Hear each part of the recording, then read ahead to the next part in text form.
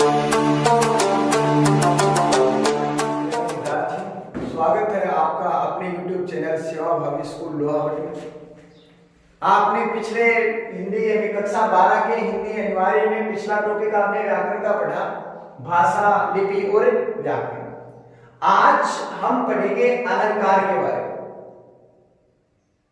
अलंकार जो है वो एग्जाम में 2 नंबर के पूछे जाते हैं, जिसमें या तो किसी अलंकार की परिभाषा पूछ ली जाती है या कोई उदाहरण दिया हुआ आता है और उस उदाहरण को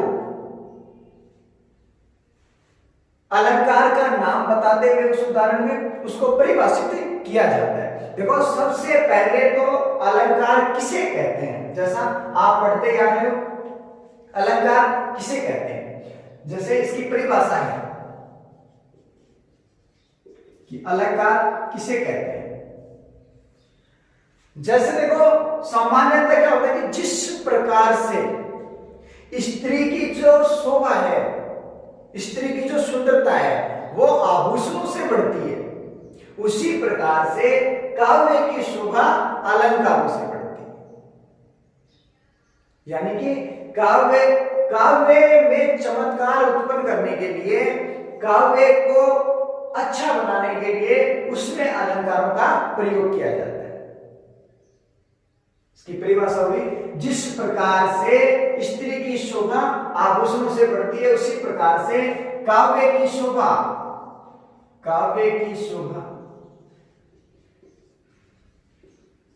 अलंकार से बढ़ती है।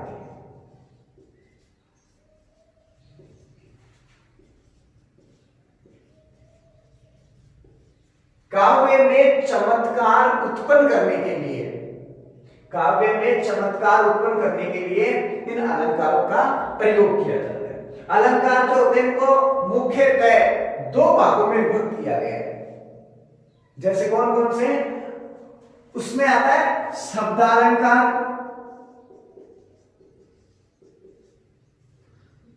अर्थालंकार, एक तीसरा भी चलता था पहले उभयालंकार का, 10th क्लास से पहले तक ही चलता है उभयालंकार।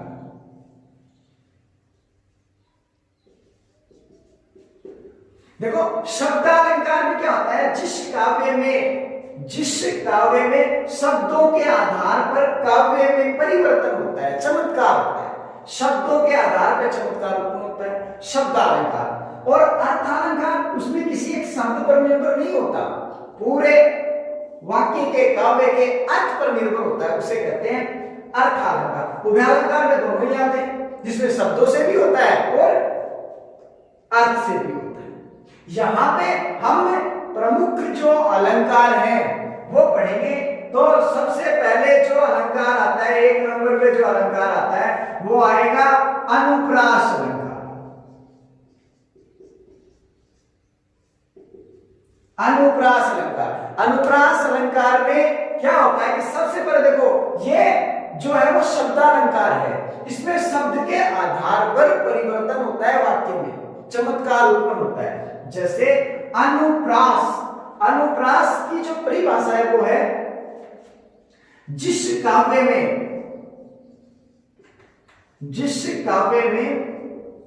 वर्णों या अक्षरों की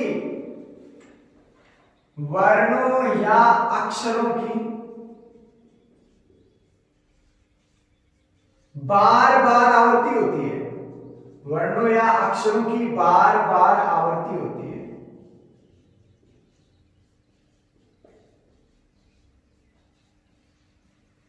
उसे अनुप्रास अलंकार कहते हैं।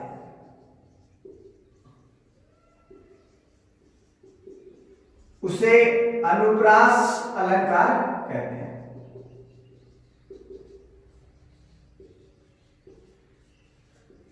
वर्ण जानते हो क्या होता है, वर्ण या अक्षर इनको बोलते हैं, क, च, ट, त, प, म, ये सब वर्ण या अक्षर है।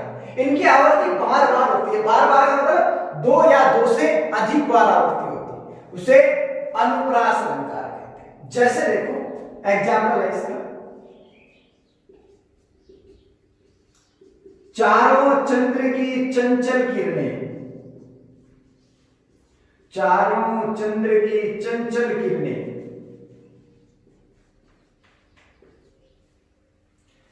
खेल रही हैं जल थल में।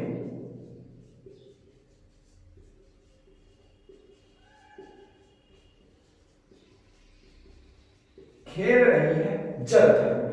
अब इस उदाहरण में देखो, च वर्ण की जो आवृत्ति है ना, वो बार बार हुई है। च जो वर्ण है वो दो या दो से अधिक बार है, बार बार आवृत्ति हुई है। इसलिए इस उदाहरण में जो अलंकार है वो होगा अनुप्रास अलंकार। अनुप्रास अलंकार की परिभाषा भी यही है कि जिस काव्य में वर्णों या अक्षरों की बार बार आवृत्ति होती हो उसे अनुप्रास अलंकार कहते हैं। चारों चंद्र की चंचल किरणें खेल रही हैं जल थल में। यहां पे च वर्ण की आवृत्ति बार बार हुई है। च वर्ण की आवृत्ति बार बार हुई है, इसलिए यहां पे अनुप्रास अलंकार है। दूसरे नंबर पे अलंकार आता है यमक। इसमें वर्णों की आवृत्ति हुई थी और यमक, जिस काव्य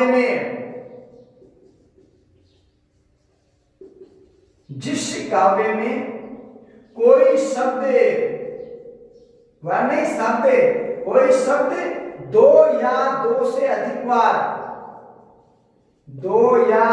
से अधिक बार आए,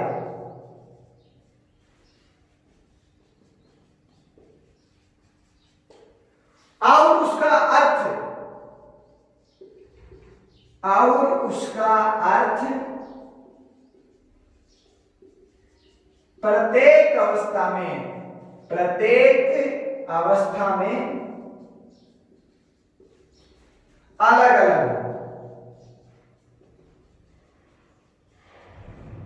अलग हो,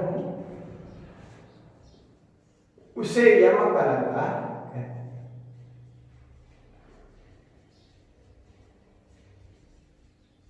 उसे यमक अलंकार कहते हैं। देखो एग्जाम्पल लेते हैं। कनक कनकते सोगुना,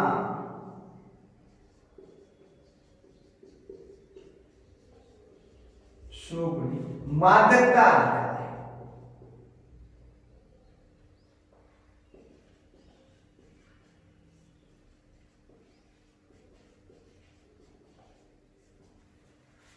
कनक कनकते सोगुनी मादकता दिखाए, वाह पाए बुराए जिगवा खाए बुराए।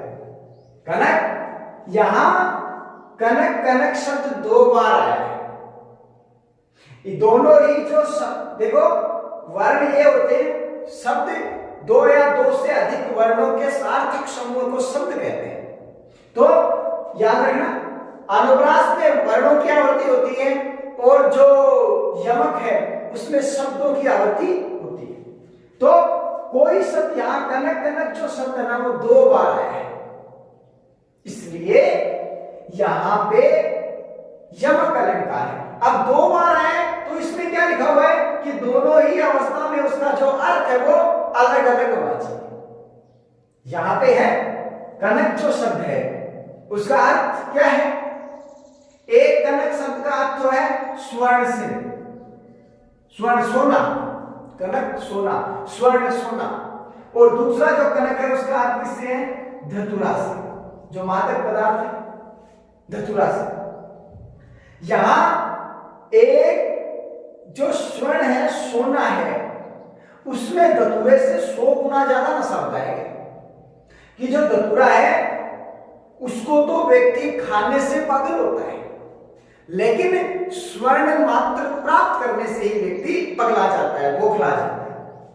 ये इसमें कनक कनक दो जो शब्द हैं उनका अलग अलग अर्थ है। ये तो बात कनक का। और अब जो है वो तीसरा अलंकार है सलेस।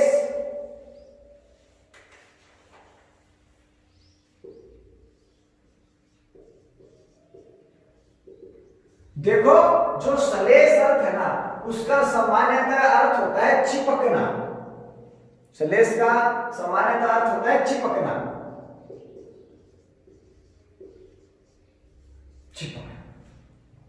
इसमें क्या होता है, अनुप्रास में वर्णों की बार बार आवृत्ति होती है, यमक अलंकार में कोई शब्द दो या दो से अधिक बार आता है, और सलेस में कोई शब्द, कोई भी शब्द एक बार ही प्रयुक्त होगा और प्रत्येक अवस्था में उसका जो अर्थ है वो भिन्न भिन्न होगा। देखो, जिस काव्य में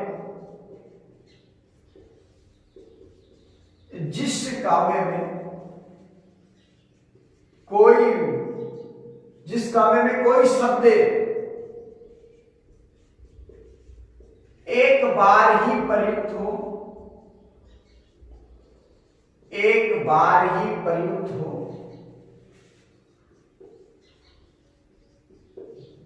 और प्रत्येक शब्द के साथ उसका अलग अलग अर्थ लिया जाए,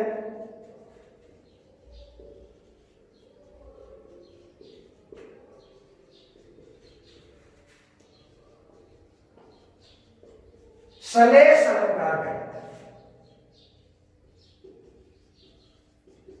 सलेस अलंकार कहलाता है। देखो एग्जाम्पल, देखो जो अलंकार है उनको हम, जो उदाहरण है उन्हीं के आधार पे समझ सकते हैं। सलेस अलंकार का जो उदाहरण है वो है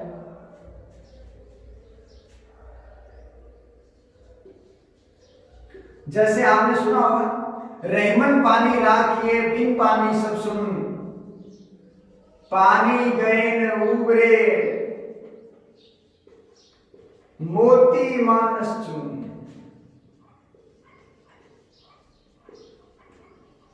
मोती मानस चुन।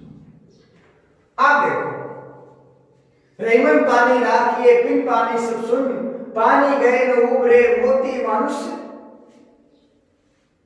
पानी जो शब्द है वो कितनी बार आया है, एक बार ही प्रयुक्त हुआ है। अब इसका अलग अलग शब्दों के साथ जो अर्थ है वो अलग अलग है। कैसे? पानी के बिना जो मोती है, मोती के संदर्भ में पानी का अर्थ किससे किया जाता है? चमक।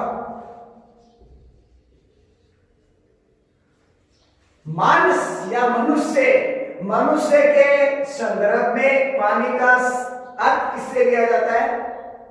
शाबाश, चमक से। चमक से तो ले लिया, सॉरी, मोती के संदर्भ में चमक से, और मनुष्य के संदर्भ में इसका अर्थ होता है इज्जत से। किसी व्यक्ति का कहते हैं किसका, तो जो मनुष्य का जो पानी भर गया, पानी भरने का मतलब ये होता है कि उसकी जो इज्जत है वो चलेगी, मान सम्मान का प्रतीक है। और चून का साधारण पानी से, यानी तीनों के बिना जो पानी, अगर मोती के लिए जो पानी है उसका अलग अर्थ होता है, मोती में चमक पानी से आती है, और मनुष्य के संदर्भ में पानी का अर्थ चून से, मनुष्य के संदर्भ में पानी का जो अर्थ है वो इज्जत से है, मान सम्मान से है, और चून के संदर्भ में जो पानी का अर्थ है वो साधारण पानी से है। सलेस का मुख्यतः अर्थ होता है चिपकना। जिस काव्य में कोई शब्द एक बार ही प्रयुक्त हो और प्रत्येक ही अवस्था में उसका जो अर्थ है वो भिन्न भिन्न हो, वहां पे कौन सा अलंकार होता है? सलेस अलंकार।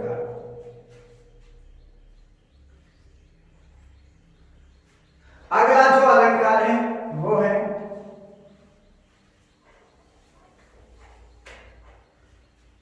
विरोधाभास अलंकार।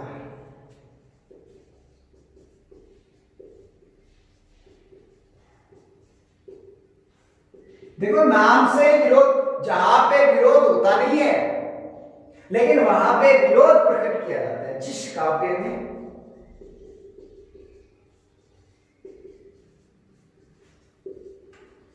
विरोध ना होते हुए भी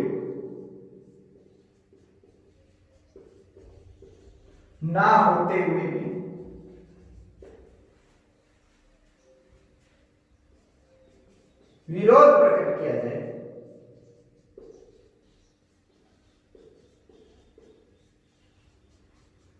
विरोध ना होते विरोध प्रकट किया जाए, वहां विरोधाभास अलंकार होता है। विरोधाभास अलंकार,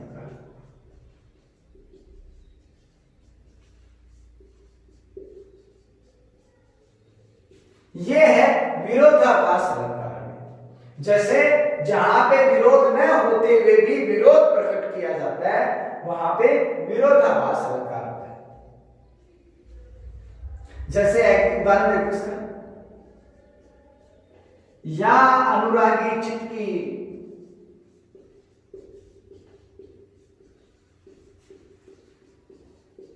गति समझे ना कोई,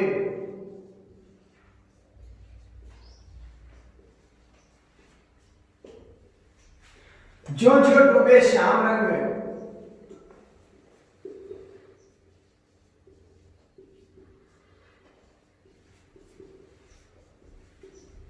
त्यों त्यों उजलू होए।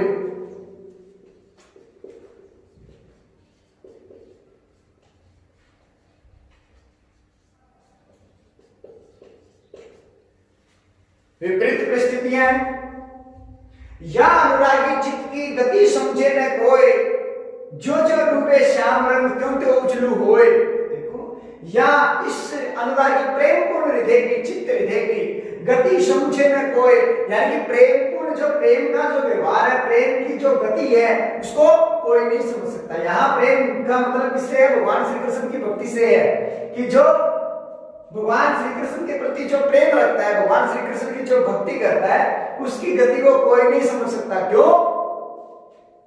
जो जो डूबे डूबे, जो जो डूबे डूबना, जैसे जैसे व्यक्ति श्याम रंग में, श्याम काला, श्याम रंग में काले रंग में डूबता जाता है, तो उजलू हो, वैसे वैसे वह व्यक्ति उजलू स्वच्छ होता जाता है। नहीं हो सकता ऐसा? अरे व्यक्ति जब काले रंग में डूबेगा तो काला ही होके निकलेगा, लेकिन यहाँ पे विपरीत स्थितियां हैं। विरोध प्रकट होते हुए भी, विरोध ना होते हुए विरोध प्रकट किया जा रहा है।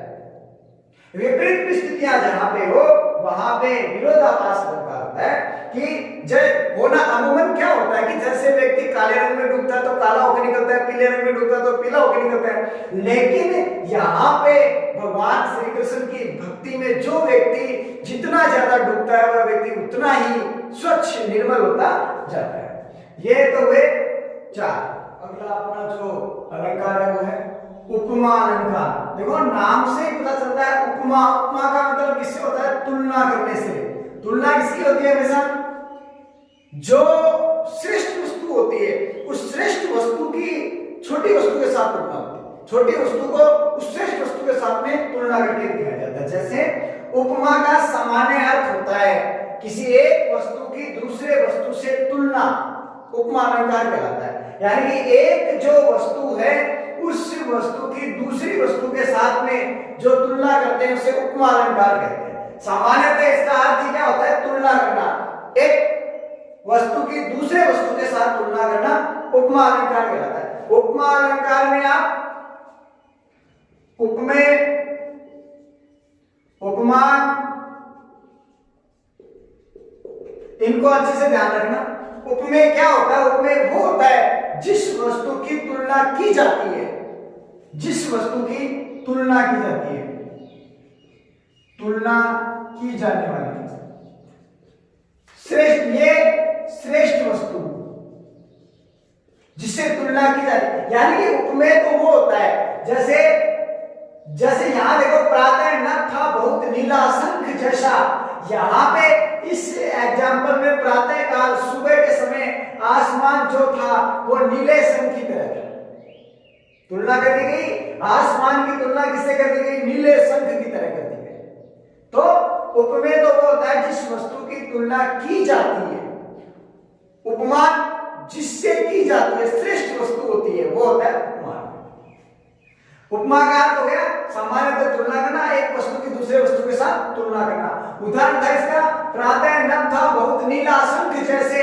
ये प्रातः काल का जो आकाश, प्रातः काल का जो आसमान था वो था नीले शंख की तरह। तुलना कर दी गई, प्रातः काल के आसमान को नीले शंख के जैसा बता दिया गया। रूपक अलंकार में क्या होता है, दोनों में उपमेय और उपमान में, उपमेय समझ गए, जिस वस्तु की तुलना की जा रही है, जिससे की जा रही है, एक रूपता दोनों को एक दिखा करके दोनों में अभेद स्थापित कर दिया, आरोप लगा दिया जाता है, वहां पे रूपक अलंकार, यानी कि उपमेय पर उपमान का अभेद आरोप सिद्ध किया जाता है। उपमेय पर उपमान का अभेद आरोप स्थापित किया जाता है, वहां पे रूपक अलंकार होता है। देखो, अंबर पनघट में डुबो रही तारा घट उषा नागरी, यहां पे अंबर पे आरोप किसका है, पनघट का। अंबर पे आरोप हो गया पनघट का, और तारा पे आरोप किसका हो गया, घट का। उषा पे आरोप नागरी का। यानी कि उपमेय और उपमान दोनों में एक रूपता दिखा करके दोनों में अभेद आरोप स्थापित कर दिया जाता है। आरोप एक दूसरे पर, अंबर पर पनघट, तारा घट पर, उषा नागरी पर अभेद आरोप किया गया, इसलिए यहां पे रूपक अलंकार होता है। अगला है उत्प्रेक्ष अलंकार। उत्प्रेक्ष अलंकार को याद करने के लिए, अगर आपके वैसे याद नहीं होता तो आप इसमें ये जो शब्द है वो याद कर लो, मानो, मनो, मनहु, जनहु, जानो, जो, मनो आदि। ये जो शब्द है ना, ये शब्द आपको जिस भी पद में मिल जाए आप उसमें उत्प्रेक्ष अलंकार कर सकते हो। जहां उपमेय में किसी उपमान की संभावना, यहां इसमें संभावना दर्शाई जाती है, यानी कि जिस वस्तु की तुलना हो रही है, जिससे हो रही है, एक तो जिस वस्तु की तुलना हो रही है, एक जिसके साथ हो रही है, उस दोनों की संभावना दर्शाई जाती है, वहां पे उत्प्रेक्ष अलंकार होता है। और संभावना व्यक्त करने वाले जो शब्द है ना वो ये है, मानो, मनो, मनहु, जनहु, जानो, जो, मनो आदि। ये सब जो है वो सब, देखो एग्जांपल देखो इसका, जैसे सोहत ओढ़े पीत पट श्याम सलोने गात, मनहु नीलमणि सैर पर आतप करे प्रभात। सोहत ओढ़े पीत पट, भगवान श्री कृष्ण ने जो पीले वस्त्र धारण कर रखे हैं, श्याम सलोने गात, उसके काले रंग पे, भगवान श्री कृष्ण के काले रंग पे पीले रंग के जो वस्त्र है वो किस प्रकार से शोभायमान हो रहे थे, सुशोभित हो रहे थे। जैसे मनहु नीलमणि शैल पर, नीलमणि पर्वत पर आतप प्रिय प्रभात। अरे प्रातः काल सूर्य की जो किरणें जब नीलमणि पर्वत पर गिरती है तो नीलमणि जो पर्वत है वो किस तरह से सोने के रंग की तरह चमकता है, उसी प्रकार से संभावना व्यक्त कर दी है यहां पर। उसी प्रकार से भगवान श्री कृष्ण जो है वो पीले वस्त्रों में इस प्रकार से सुशोभित हो गए थे। और उदार अलंकार है, देखो उदार अलंकार में क्या होता है कि सामान्यतः प्रथम जो पंक्ति है उसमें कोई बात कह दी जाती है और उसको सिद्ध करने के लिए दूसरी बात उससे कही जाती है।